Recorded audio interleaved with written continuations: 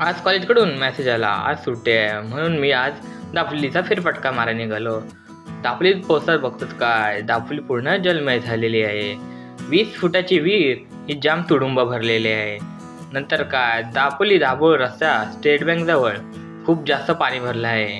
1.5-2 फूट हा पाणी भरला होता आणि गाडी येण्या जाण्याला अडचण होत होती. पाणी भरलंय तरी पण माणसं बघा कशी पाण्यातनं चालत जात आहेत.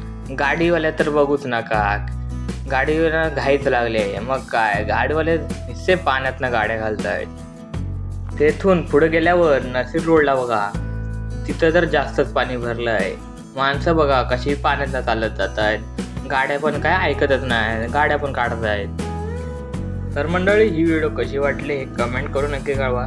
चॅनलला नवीन असाल तर सबस्क्राईब करायला विसरू नका.